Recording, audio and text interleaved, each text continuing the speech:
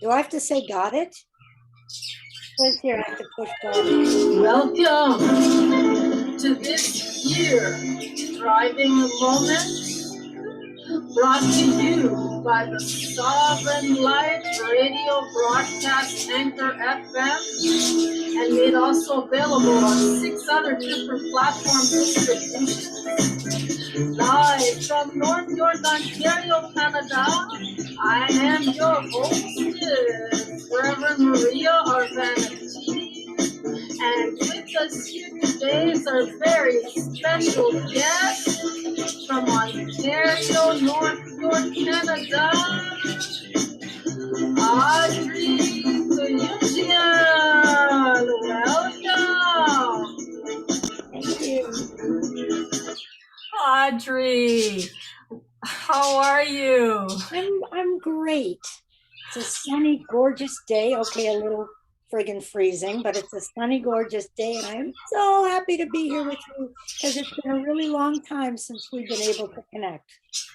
You know, folks, I first met Audrey Kouyoumdjian back in, I believe, 2010, and for a couple of years through Carol Pasternak's gay lesbian support group in North York. The ladies all had different stories and did not have to be gay, but that surprising spontaneous shifts in their sexuality can and do occur.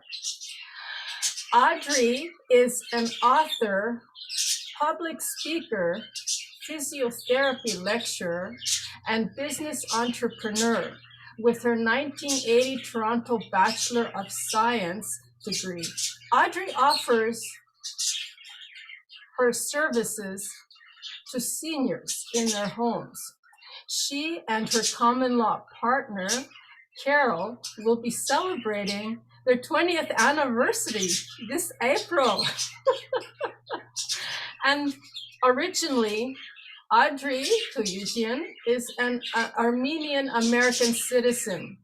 And with her mother from Detroit, Audrey grew up with 2 other sisters and a well-educated, loving father that role modeled admirably for her.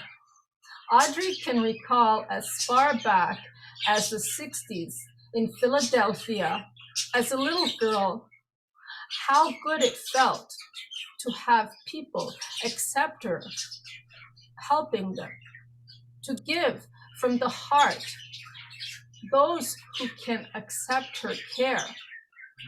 This became her purpose. In the 1970s, her father encouraged her to go to university. Her eldest sister's physical challenges became the guidance for her studies and that she would venture into. From medicine and physical education living, Audrey moved to Canada to study physiotherapy in Toronto, fell in love with Suzanne, her roommate, best friend, married a man, and regardless the odds from being diagnosed with multiple sclerosis, had 3 beautiful daughters of her own with him. Today, Audrey continues to enhance the lives of her family, friends, colleagues, and clients. Audrey is also the author of her first 2018 book called Straight to Gay, Coming Out Saved My Life, Creating Joy and Health. The book on parading through challenges and making gay positive for joy and health. Are you living a double life by holding back the deep, dark secret that is your authenticity? In this life-saving book, Audrey's convincing stories of telling the truth can to help us live life lovingly, heal, and create health when operating from joy. Today, Audrey will reveal to us her story of 22 years of hidden love, coming out to face her authenticity, triumphing over the devastating MS of colon complications, demonstrating how to approach difficult situations and turn them into victories. How to defend our authenticity, to stand up and feel better whilst joyfully expressing health and well-being. Here with us today to discuss and expand on this topic, how to defend your authenticity and approach difficult situations head on, Audrey Kouyoumdjian. Kouyoumdjian. Hi. Well said. Very well said. That's good. It's a mouthful, that name. So, and I also look at your book here, and I'm seeing some of your quotes right out of the book. Anything and everything is possible. And the other one, this is from straight out of Goodreads. And the other one is, I'm parading through challenges and making gay positive. Would you like to expand on that a little bit more? How you take all these challenges and turn them into positive? Hi, thank you for having me, Maria. It's so nice to be here with you. And I'm really excited to speak with you today about my book, about being gay, about parading through challenges and life. Because right now, life is a challenge. And one of the things that I'm reminded of so often is that challenges occur in front of us all the time. We have a choice. We can receive those challenges and get upset by them, get annoyed by them, get hurt by them, get afraid of them, and want to turn the other way and run from them. Or we can see that this challenge that is in front of me is part of life, because life is being alive. And if we're not alive and we're not living, then we're not experiencing all of the issues that go on in life. And so I am fortunate and I am grateful every day to say that there's a few things that have been implanted in my brain. One, I have what's called, so the friends and family tell me, a happy chip. So I start off and I'm a happy person. Not everybody is a happy person. There are many angry people. There are many, all kinds of different people. I happen to be generally happy. When something unhappy comes into my life, then I kind of say, well, how can I, and I rub my hands like this, and I say, how can I turn this around for me so that it's not unhappy? It's not scary, and I make it positive. What does positive mean? When we look at positive, I look at, where am I now? So let's say right now, I am in a situation and I don't like what I see. I don't like what I'm hearing. I don't like how I'm feeling. And one of the things I do is I try to turn my head and I look at something else to look at. So I see something else. So let's say this is very easy to say. I can look at dark clouds to the west, or I can look to the east and I can see sunshine. So if I look to the west, it's cloudy and dark and looks like a storm. If I look to the east, I can see the sun and the beautiful puffy white clouds. So I choose what I look at. If I don't like what I'm hearing, I can listen to music instead. I can cover my ears. I choose what I experience. So life is an experience, and I basically choose what I want to have in my experience. And I can literally walk away from a poor experience, or I can look at a new experience, or I can receive the experience and say, how is this feeling to me, and how can I feel better about it, and change the story in my head? Because I say, you are what you think. And if I'm thinking better thoughts, I'm feeling better. If I'm feeling better, I'm calmer. If I'm calmer, then the rough stuff kind of goes away. So when I say I'm positive, that's how I feel. Go ahead. Are those some of the affirmations that you use to get you there? Right. Those are the, you can call them affirmation. It's not really an affirmation, it's a process, what I do. I'm going to give you a little example. I was in a condominium 2 weeks ago in the elevator going to the parking garage.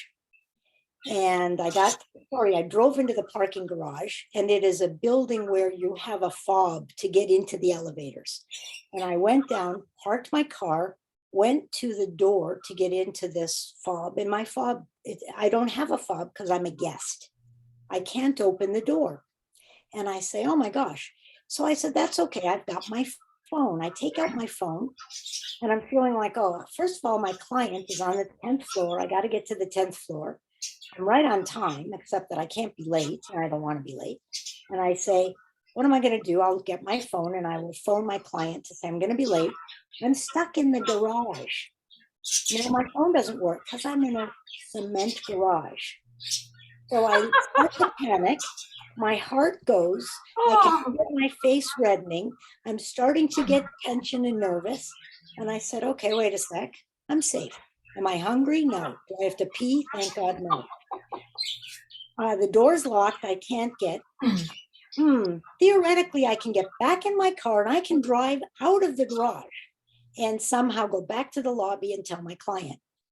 What else can I do? So I kind of go through all of the structures of safety. I'm not hungry. I don't have to pee. Those are the important things to me. I can breathe. I'm not unsafe. It's not the middle of the night and I'm in nowhere. It's just that I'm kind of stuck between, I don't know how to proceed. So I decide at the end, what else can I do? I can literally walk up the garage back to the lobby and then tell the doorman I don't know how to get in again. And that's what I did. So the bottom line is, what I do when I'm in a situation where I'm bothered because of fear from I can't proceed, I figure out, why am I fearful and how can I change what's happening so I'm not fearful, going through the checklist and then proceed in a different direction so that I'm safe. right. That kind of answer. So it's not an affirmation, it's a procedure. I'm very procedural and I'm very intentional. I set an intention. And so I say, if I have to get to my clients, I want to set an intention. I want to look focused. I want to look forward and I want to go through my checklist. It sounds really, um, designed. And maybe it is. It doesn't mean I don't have fun during the design, and it doesn't mean I'm tense or I'm upset. Or if you were to chit chat with me, I can chit chat with you during this. I don't yell. I'm not a screamer. I'm not angry. All I am is checking off my checklists to see how do I feel, and then I proceed. Folks, what we can all get out of this from Audrey is how to build structure in our lives. Structure is very important in order to allow for the energy to flow with our intention. Because if we don't have structure, then we're just like, just like the ocean, right? there's no bucket there to kind of set the boundaries and then do kind of whatever it is that we need to do. But then again, structure is very important for the flow in the direction that we want to steer it in whenever we get this force from our wills and then other people who want to engage with us, right? Right. And as a matter of fact, to your point, structure is a great word, but in structure, like you, I think when we were talking before this, you were mentioning how you want it easy, you want it fun, you want to flow like water. And I agree. So one of the things that I pull into my life in order to calm my regimented structure is the word pause. So when I am, let's say as a physio, when I'm teaching seniors how to proceed and the phone rings, let's say, and they're sitting and the phone rings, I say, before you jump up and run to the phone, tripping on the carpet, what I want you to do is stand up and then pause, take a breath, say, what do I have to do? Oh, the phone is ringing. First of all, is it an emergency? You don't know. Probably not, but you still want to get there. So pause, look at your intention. I got to get over there to the phone. There's no carpets or toys in the way, and then proceed there. So pause to me when I have intention and then I have pause, big breath, allows me to do it calmly as if I'm in water, swimming, having a great time. Recalibrating, yes, it's very Recalibrated, getting my mind so that it's calm. yes.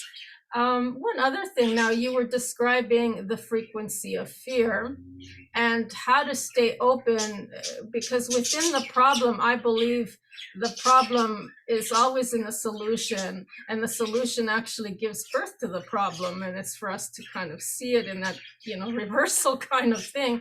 But we're not going to be able to see it when we're in the frequency of that problem. And when we're in fear, our heart closes up and we become all tense and panicky, and flight or fight kind of takes a hold of us. But if we learn to overcome that fear in the way that Audrey you're describing, through pause, and everything's going to be okay, and mindfulness, you see, just the Sure. breath. Absolutely. The mindfulness, like you say, is what am I afraid of? Oh my gosh, I'm afraid of, and then make your little list. I'm afraid of falling, or I'm afraid of danger, it's late at night, or I'm afraid that I'm going to be hungry because I don't have food and I have a 3-hour drive to do. Whatever that fear is, I'm afraid of COVID. Well, then you say, okay, this is my fear. I'm afraid of COVID and I'm going shopping. I'll wear my mask. Lucky me, I had 3 vaccines. Oh my gosh, I'm not going to be 6 feet from people. So you kind of do a checklist again on how you can reduce your fear. And if it's unfounded, oh my God, I'm going to die. I'm not going to die from COVID right now if I did all those steps and do more steps. You're not going to die. So you kind of look at, is this unfounded or founded? If it's founded, deal with it and fix it and do what you got to do. But what happens when we get into situations where we're feeling absolute bliss, and we're feeling like that feeling that you get when you're in love with somebody, and they're just actually, what they're doing is they're opening you up, they're tapping that part of yourself. And so how do we, things like that don't make any sense, do we have to kind of block it and try to make sense of it, or can we just, because we're already there? I mean, does our brain or thought or electrical pattern have to kind of put it in the driver's seat, or can we just go with our heart's desire and then engage with every moment? How would you deal with something like that? Well, you just nailed it because Oh, that's okay. exactly what you do. You just said what you do. So if you do have a good feeling, and there's a few things in life during my day that sets my feeling like that. One is sunshine. And it's literal, it's a physiologic sense. So if I can get in my car and I'm driving to my next client or driving shopping, and the sun is beating in and the sun is beautiful, I literally get a physiologic feeling. So I'm a very feeling person right here. I feel everything, whatever chakra this one's called. I feel it here. I feel anxiety here and happiness here. And as soon as I feel that anxiety here, I go into gratefulness and I go, oh my God, I feel so good. It's a sunny day and I'm going off to my clients and then I do my little checklist of why am I so happy? Oh my gosh, I'm full. I don't have to go to the bathroom. I had a great, kiss goodbye from my partner. My kids are doing good. Whatever it is that is filling me and I look at what fills me. And then I sit in a place of gratitude and I say, thank you, thank you, thank you. So I often thank the universe as is, as doing, as well as prior to any kind of feelings that I have or want. So I talk to the universe all the time. Call it spirituality, whatever it is. Talk to the person, the spirit that you love, and then the law of attraction will come right back at you. So if you're feeling good, you're going to feel good even longer. I call it the higher self. You bet. You bet. And so, Audrey, we've been in this gay community, and as me as well as a lesbian, and it's still kind of hard to come out and say those words. Do you have any advice for people who are in this frequency called shame and guilt, and from it they, all these things that happen when we try to stifle our authenticity, and mental illness is one of them, and then it goes back from the energetic emotional into the physical. We start feeling trapped energy, even cavities, and the disconnect of our bodies and communicating with each other, that results into what you're dealing with now, physiotherapy, and your clients and your patients. Have you any advice for us on these things? So can I be here today in the next 6 weeks? And then we'll be able to do it all. There's a lot of information there. Okay. Yeah. So at the beginning, you said, what's some advice in order to have fewer fears and this feeling in the closet, let's say. One of the things that I find that I do that seems to be easy for me is I just be. So as long as somebody's not asking me if I'm married, I don't have to participate in that conversation. My point is, if I'm just sitting on a bus, I'm not a lesbian unless you talk to me about it. I don't have an L. I used to think I had an L on my forehead, but I no longer feel that way. I just feel like I'm me. So I'm sitting on the bus or I'm walking down the street. And once you start a dialogue with me, that's when I have to start to think, who do I want to share this with? So let's say it's my neighbor who I have had previous conversations with, who I know has a gay child and they're really upset with it. Well, I'm going to have a very different conversation with that person than if it's my best friend who is all into gay positive. So I think it's,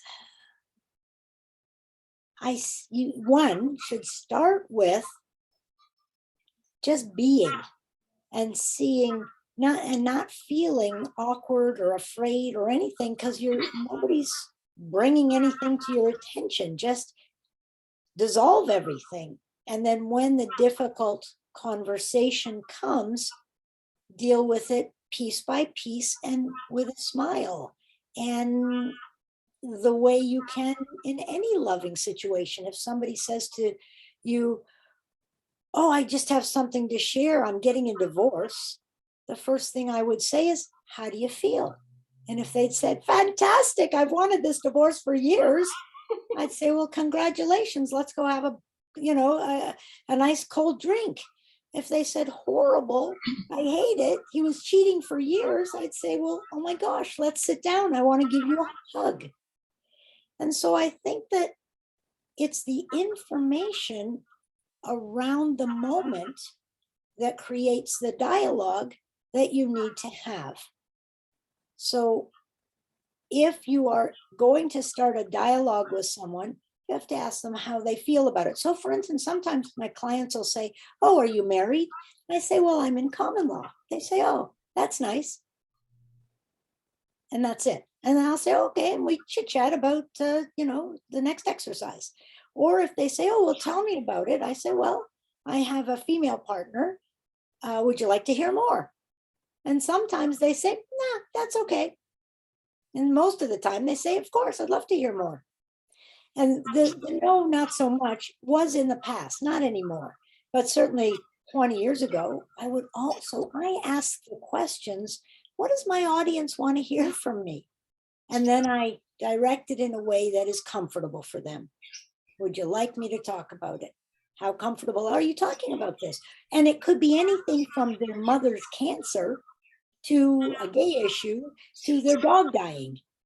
Everybody has feelings about information. So therefore, I ask a lot of questions to find out what kind of conversation do you want to have right now? And what about the stigmatism that from all the traumas that shame and guilt has brought? Is it something to do around our identity that confuses things?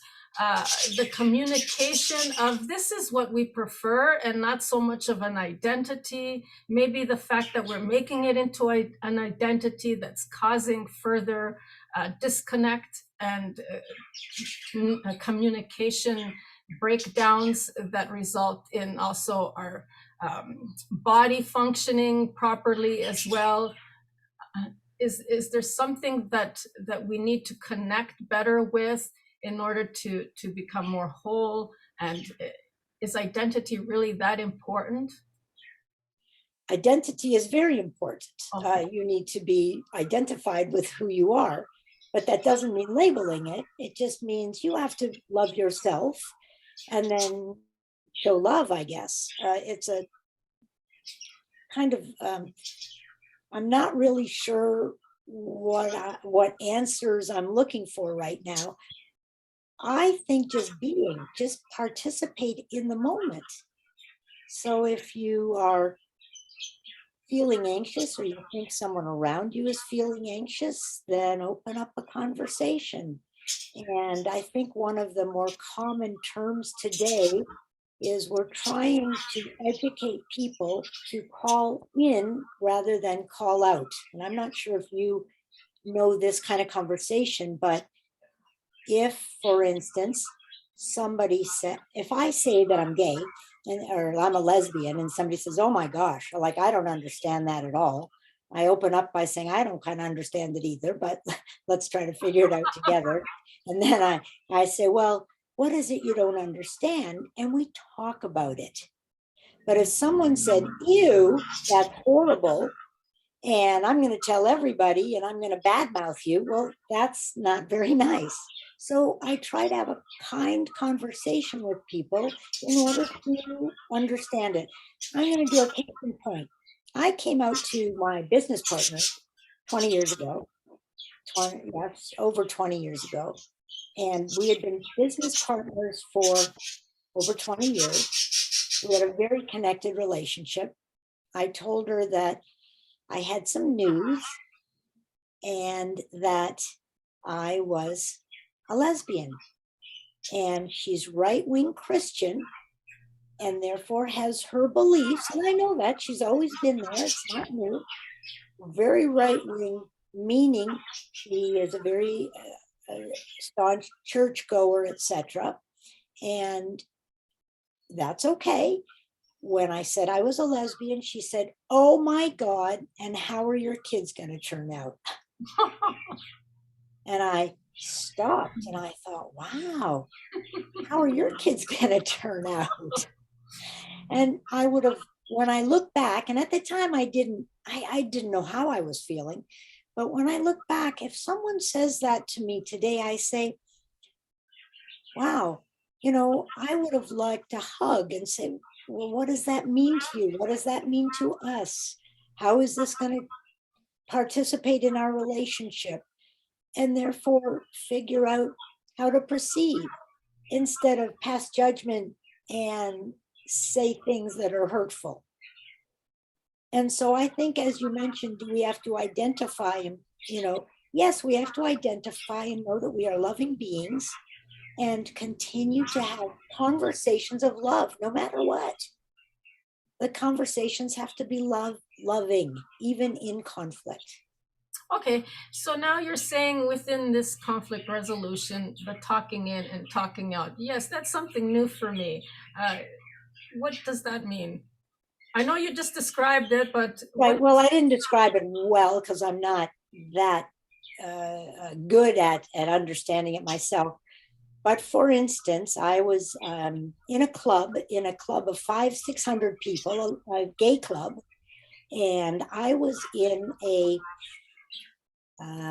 cabin with 4 other people, Carol being one of them, and we were going to share this cabin at a campsite for the next 3 days. One of the women in the cabin, so it was one woman, another man, me and Carol, sharing a cabin for one weekend at this camp of 50 people.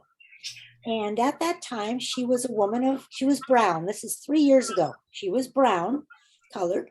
And I'm sitting there knowing I'm going to be 3 weeks with her, 3 days with her. And we had already organized who's bringing the food, who's going to do the dishes and all that. And I said to her, "Where are you from?" And she said, "Oh, I can't." She said, "Oh, well, I'm Canadian." I said, "Yeah, I know you're Canadian, but where are you from?" Because I'm thinking I'd like to know if she says she's from Ethiopia or whatever. I'd say, "Oh, I have a friend from Ethiopia, and and she does this, and what's the food? I love the food in Ethiopia." Instead, unfortunately, she became very offended. To make a very, very long story short, Carol and I got kicked out of this club after 10 years of dedication to the club because a person that I was with was offended by a comment I made. Now, don't get me wrong, there were a few other comments in the weekend that she was against the police at the time.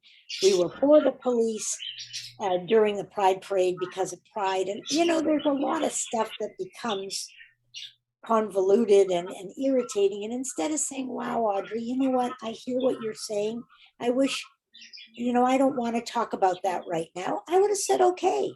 Or if she would have said, "Let's not talk about the police," I would have said, "Okay."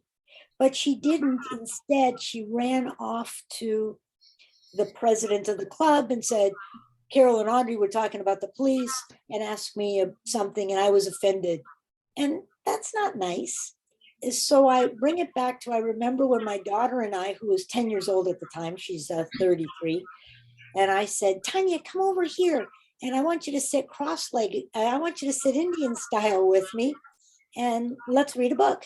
And Tanya said to me, "Mom, we don't say Indian style anymore. We say cross-legged." I said, "Oh, okay, honey, thanks." I didn't know. Or I've said to her, "Oh, that person is hearing impaired." And Tanya says, "Mom, it's not hearing impaired anymore. It's hard of hearing." As an impairment, they're not impaired, they're just hard of hearing. We have to understand the language and how to speak to people for everyone's comfort. Don't embarrass people because they said something wrong. Just bring them in to teach them how to say it nicely.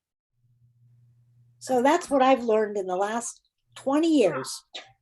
That's brilliant. And that's So that's calling in instead of calling out. So my 10-year-old did it to me, many years ago and just started educating me. Thanks. okay. So we're going to have to make that a practice. Yes. Calling in and Yes. allowing others to know what our comfort level is and our perspective of how we see things. Right. Open the doors of communication, because we live in a very hurtful world right now with a lot of stigmatism and emotional clearing that we actually need to do, and especially around shame and guilt, and not just the identity and the sexuality. Even people who have even as thing as, like, say, bed bugs. Even I don't have any bed bugs, but I mean, like, Right. people are just too ashamed or don't want to talk about it. But how are we going to heal if we don't talk about it? Right. And I remember the days of lice. I had little kids, they were in school, and "Oh my gosh, Susie has lice. Susie has lice. Oh my gosh, guess Susie's mother, she must be dirty," right? And it all went around the school how this Susie had lice. Meanwhile, you know who gets lice? Clean hair gets lice. Did you know that? People who get lice actually are very clean. Lice they like cleanliness. They don't like it when you have oils and stuff in your hair. And then we found that out. So like you're so right. Things are so silly, become so silly. Why we are so angry and damaging to people for no reason because they're left-handed or because they have lice. Put the shampoo in your hair and clean out the lice. and to become hidden and exiled, and it doesn't work anymore in the kind of society that we're living. I can recall, I made a lot of changes to the system and within my profession. In particularly now, they have to actually say to the board what reason it is that they have fired you or why they let you go. Right. And that's thanks to me. Good for you.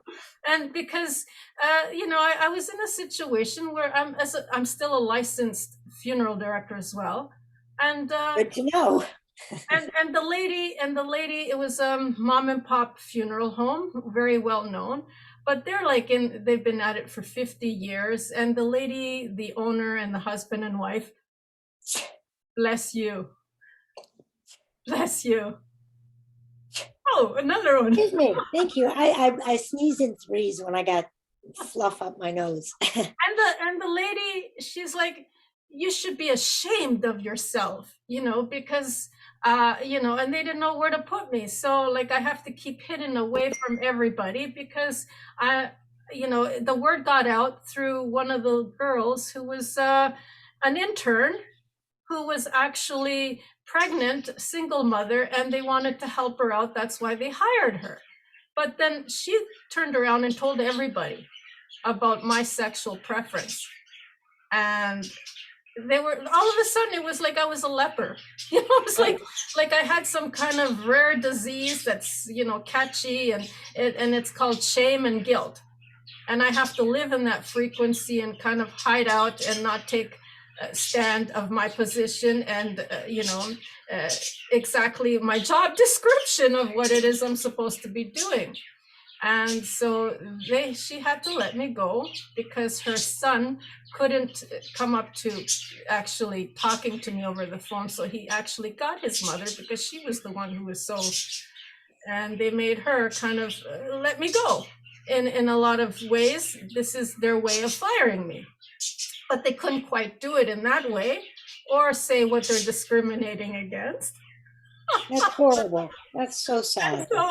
But now they have to give a very good reason to why they're doing this. This was back in 2012. Which is not that far long ago. No, and so I've had a lot of issues like this, and how the Brotherhood doesn't even like strong women. They don't like it. Starts getting political, right? Right. So on the one hand, they want you to be part of their socials. They want you to be part of, connecting and after work. And it's unprofessional to be dating with it. Yet they do it. Yet I think we have got to be the role models of professionalism because we kind of show the way. We actually go by the rules. Right. And so it's not easy. This is what I'm talking about, shame and guilt and how to overcome it without having to change, me as a woman, liking other women, and not have to kind of dress up or kind of hide my authentic self just to kind of fit in. And even then, I can't fit in because I'm too. How can a woman, a real femme, like another femme? And it's still not there yet, right? Right. And it's getting there though, slowly. There's still lots of work to do, but we are improving. Right. It's a lot of role playing that one has to be the man, the other one has to be the woman, and this is how we have to present ourselves. But fortunately, that has changed today. So, for instance, my stepson right now has a new baby, and he's the stay-at-home dad, and my daughter-in-law is the worker. So, roles are changing. We are blending now.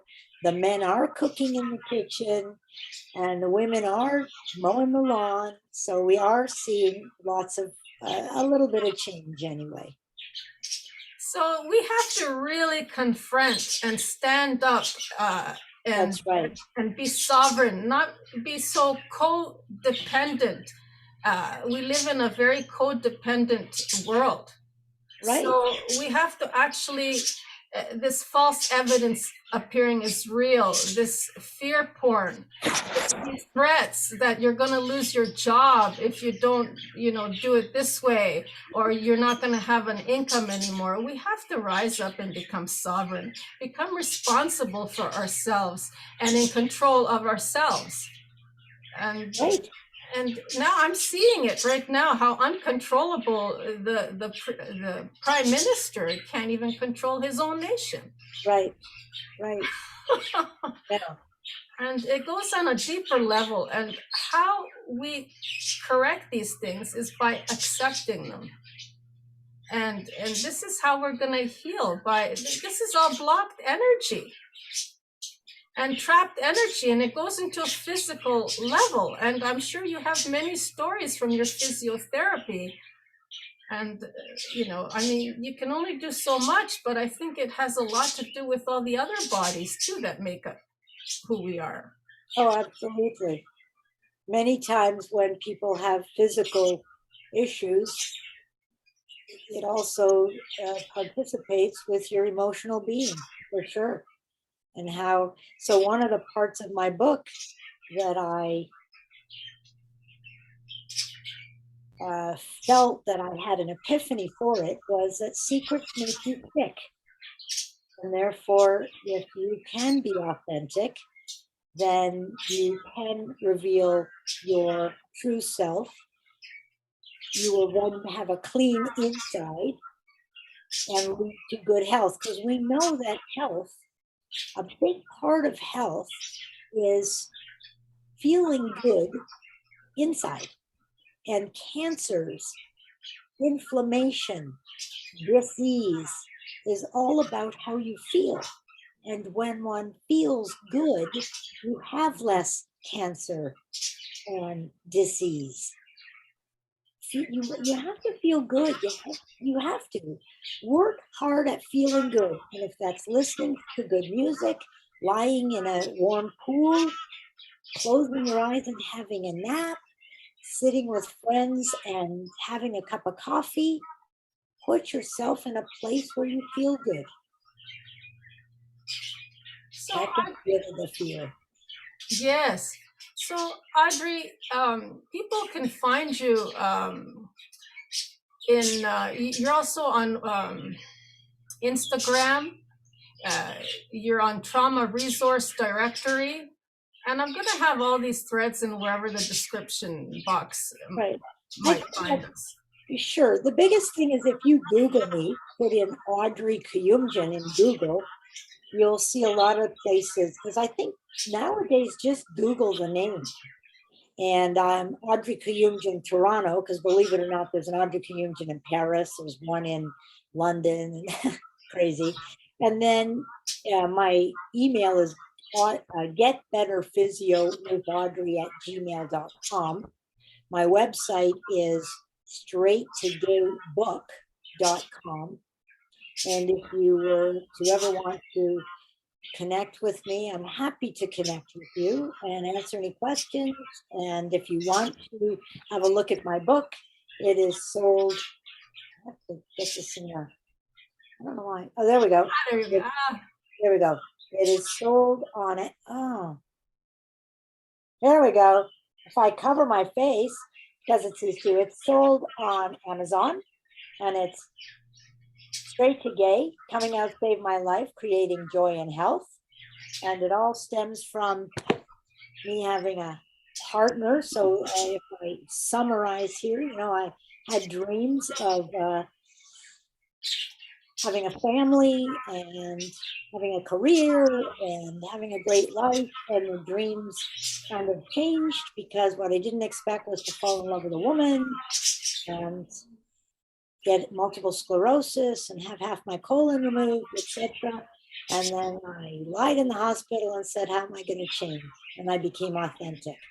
And I went from a happy but unhappy person in the closet to a very happy person out of the closet and authentic with my partner, Carol, for the last 20 years.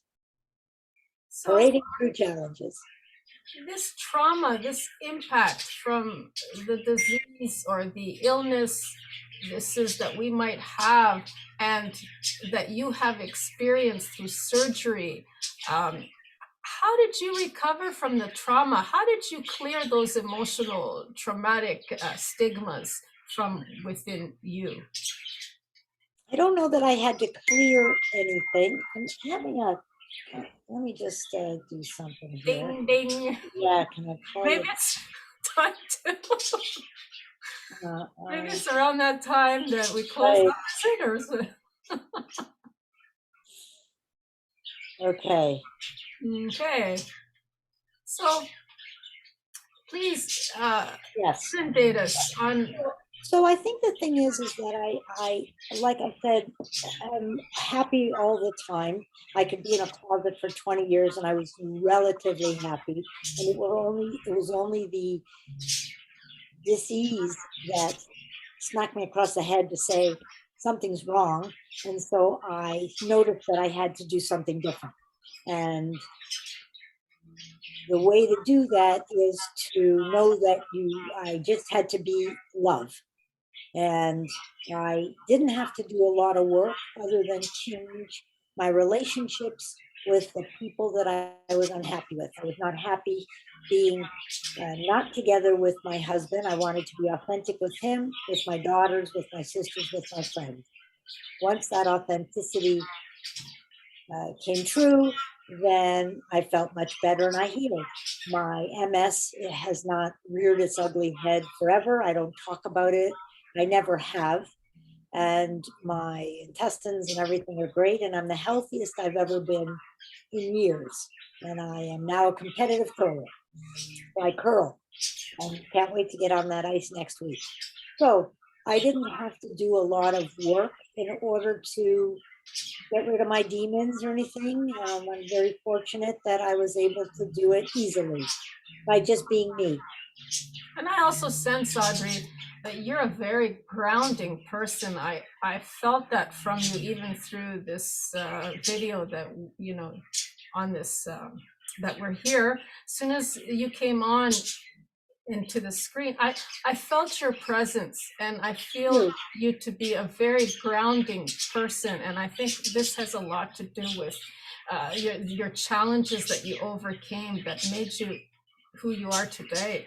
Sure. Thank you. And, I continue to do lots of lifelong learning and I love the brain. So I'm learning all about the brain constantly and about emotions constantly. And I love audiobooks. So I'm listening to books while I walk and learning how to communicate with people and feel and show the love all the time, all the time. So I don't get angry and I don't get up. I get upset, but then I put it somewhere in order to figure out how now to deal with it.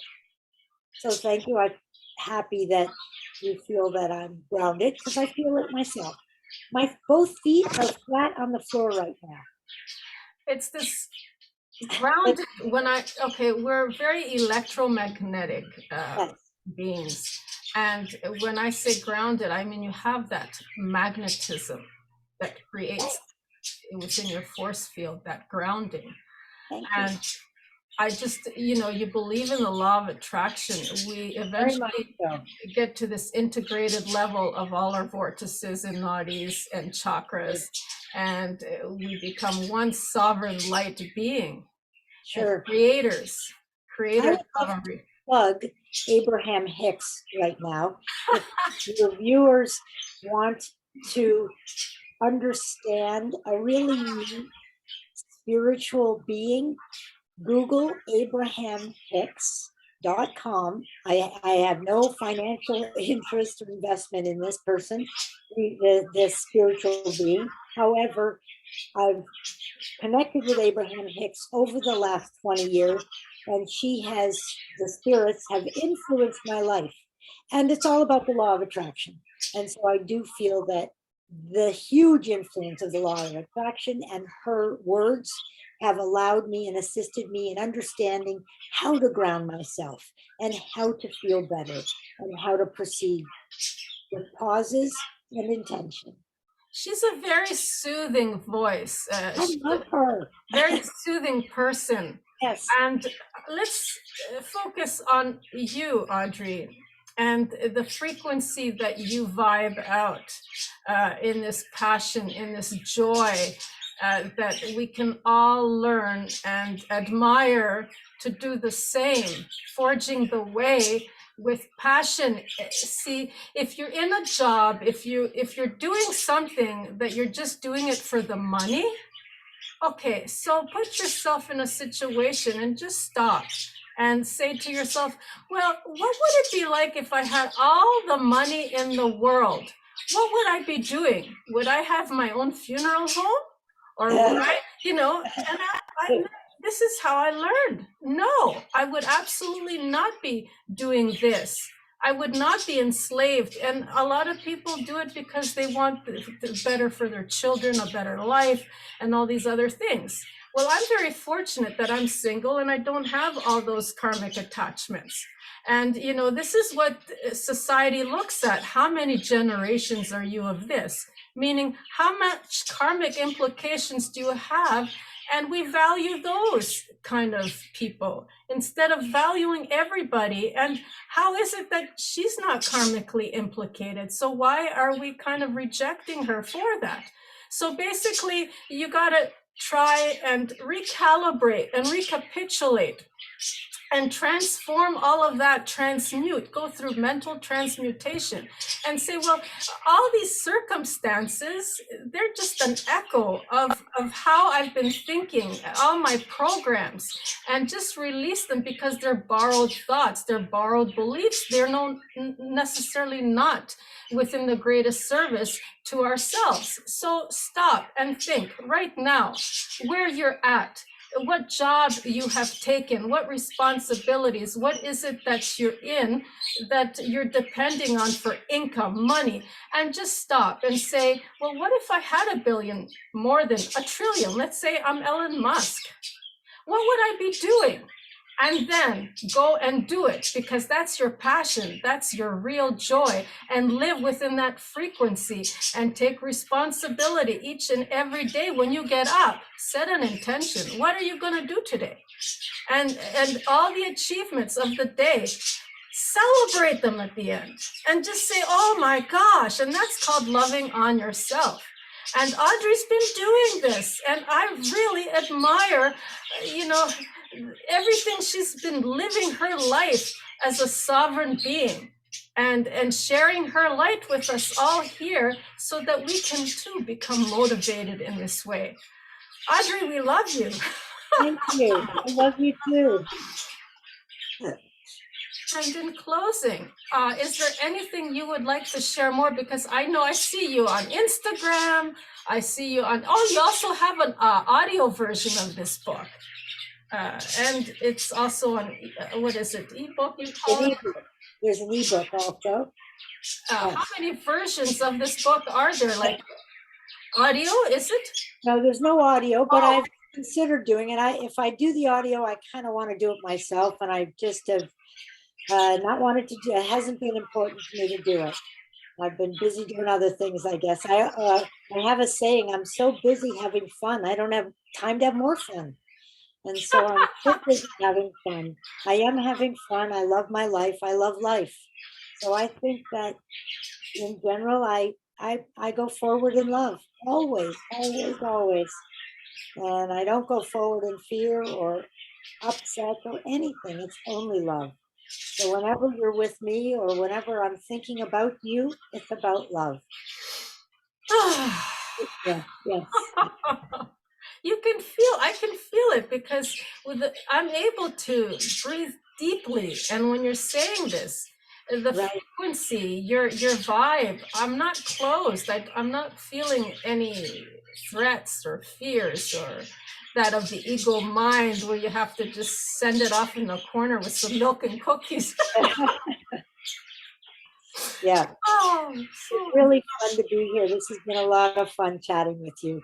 And next time it has to be in my living room. Okay, so next time in my living room, and we can chat.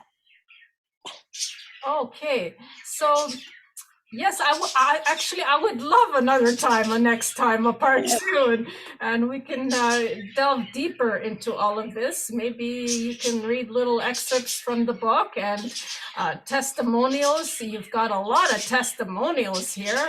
I don't know if I'm even allowed to I guess we need their permission to kind of read them out loud. I don't know. The testimonial is on the book, so they've said that they can. I mean, I was delighted to have Reverend Brent Hawks. He did one of my testimonials, and Kathleen Wynne, who was the premier at the time, who's a friend of mine, in Ontario, and she did a great testimonial, and some very good friends of mine who I respect deeply. And so I was very pleased to be able to get their testimonials, and they're such good writers. So that was really good to put on my book. I was very pleased with that as well. Uh-huh. Thank you so very much, Audrey, because I believe we might have went over an hour here. It was my pleasure. I had a great time.